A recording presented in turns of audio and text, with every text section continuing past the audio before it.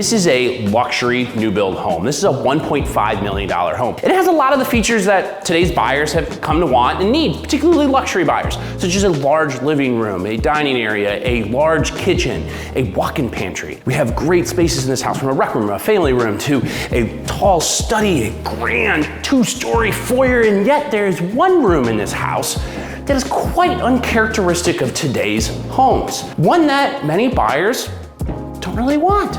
The formal dining room, which I'm standing in right now. So as home design trends evolve, formal dining rooms are now considered spaces that many people are reconsidering, which poses the question, does a formal dining room still a must-have, or is it a relic of the past? This is gonna be a fun video. I'm so excited for this video today. Today we're gonna dive into some fun and exciting facts, interesting trends, and things that I learned, and I hope that you learned from this video. We will be discussing the history of the formal dining room, when things started to change in the US, why size and cost are such a big consideration and relevant to why this change occurred, and what this room is being repurposed with. Look, I know this will be a controversial issue. I've seen some comments on my last video. Some people love their formal dining and they must have it, and I have some surprises for you. So make sure to stick around and watch, but also comment down below, because I'd love to get your feedback. I'd love to hear what you're thinking. Do you need a formal dining room? I don't think they're completely gone. We're just not seeing them as much anymore. In fact,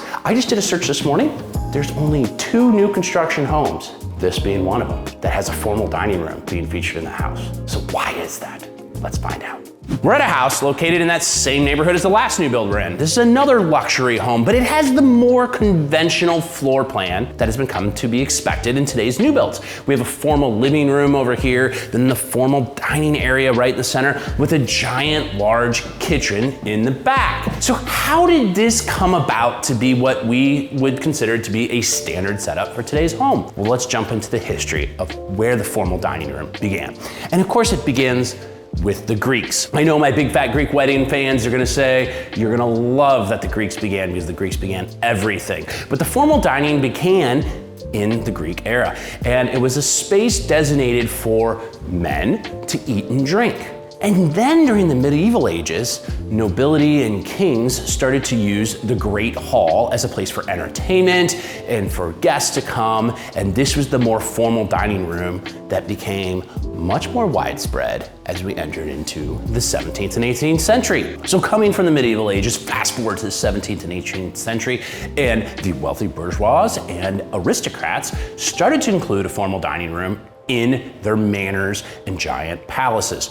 Look, this was a space for entertaining. It was designed to show off their wealth, their formal dining furniture, artwork, their tapestries. This was a space for entertaining, a room that was more important than a kitchen back then, and it was a space that was designed for entertainment.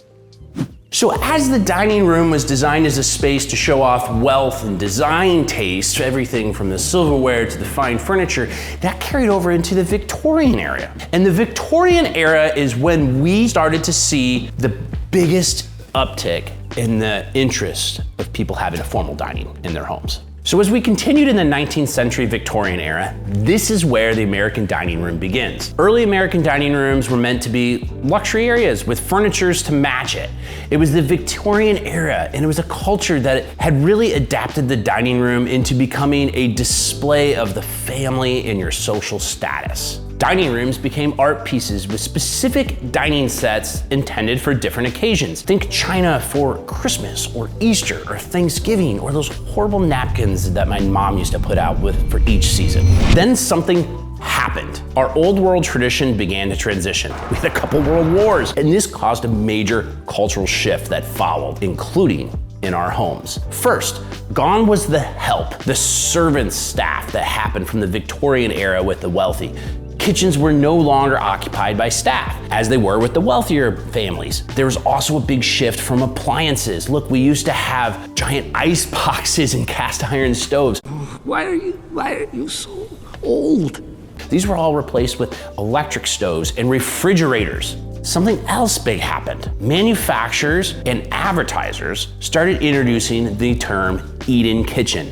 It was a concept that began in the 1940s and then took off. The dining room had changed in America forever. And that continued as we went into the 1950s. In the 1950s, we introduced TV dinners. This was a huge shift because with this came a bigger trend, the open concept plans. When you started taking walls away, you eliminated the word room that no longer existed, and it was a psychological shift in the way that we thought about a dining room. Look, you still had maybe small partitions or lattice divides, but more so, it was an open concept that began. The word room no longer existed, and that meant that there was just one large space. With this came the kitchen island, the eat-in breakfast area that is so popular today. The American dining room was forever changed. This is my house, and I designed it 15 years ago. I designed it at a time when I had different needs, different lifestyle wants, and at a time when design trends were still evolving. And yes, I have that open floor plan, the living room sitting area, the dining space, and the kitchen, all open to one another. But I grew up in Victorian age homes, and so it won't surprise you then that when I designed this home, I added a formal dining room because I grew up with the formal dining room. I felt it was a must-have. But now that I've lived here long enough, and I've done some remodeling projects over the years, including adding this wet bar, I've started to retune what my priorities are. And that is the big conundrum: space. What to do with your limited resource square footage. Even for a luxury home buyer, one that can afford the extra square footage, they're opting not to have the separate dining room and separate space and opting to use that room for something else.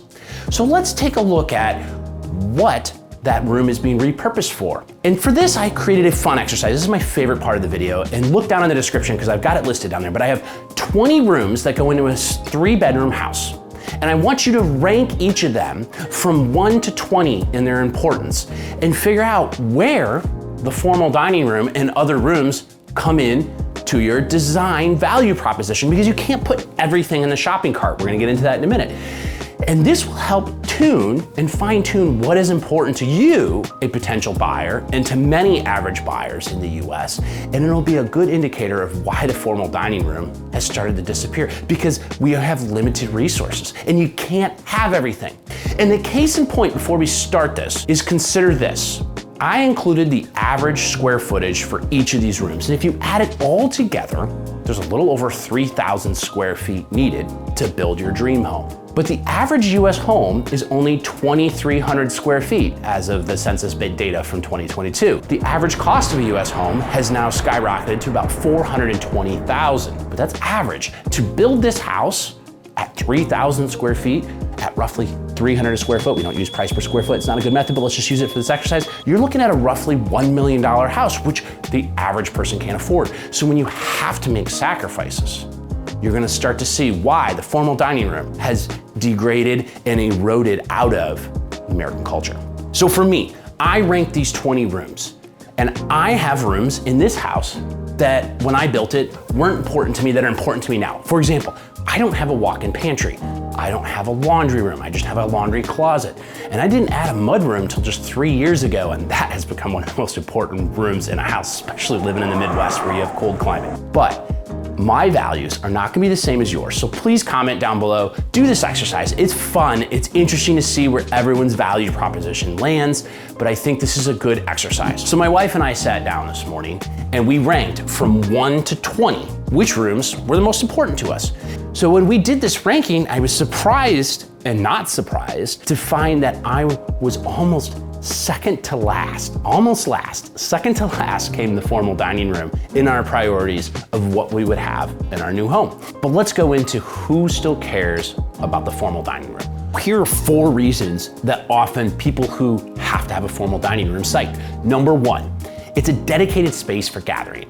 It's a place that can be used for hosting dinner parties, which is what we do with it, or holiday meals, or family gatherings. Number 2, it has the potential to increase your home value. Some home buyers, particularly traditional home buyers, view the formal dining room as a place and sign of luxury, and that can have a potential value proposition when it comes to resale. Number 3, it has an aesthetics appeal. It has the design opportunity in it to make it kind of a showpiece. From classic to modern styles, it can be the statement of the home, kind of like that moody bathroom that we talked about earlier. Number 4, it's a separation of space. It has a clear separation between the informal and formal rooms, which is a perfect space that can be used for entertaining. So here it is, the formal dining room. Why has it gone away? For me, it's for these reasons. The underutilization, where we just use it a few times a year. The wasted space, where a large piece of the home could be used for something else. The changing lifestyles. Look, the modern lifestyle has a more casual dining table experience. And then finally, it's the cost. Not only from the construction standpoint, but having to furnish another room that you don't use that much and maintain it, and just doesn't rank high in the ranking of everything I need in my house. So look, this is just my personal opinion, but it's also based on my experience over 15 years working with luxury home buyers and seeing their value propositions and what they want. Not everyone's lifestyle is the same. I realize that. Please comment down below. I'd love to know your thoughts, what you think, what you need, where your priorities, if you do that ranking exercise, where they lie, where they came out. This is gonna be a fun topic to read the comments, so please comment down below. I really would invite you to share your thoughts and make sure to subscribe for our next videos on more design tips and luxury real estate. Thanks for watching.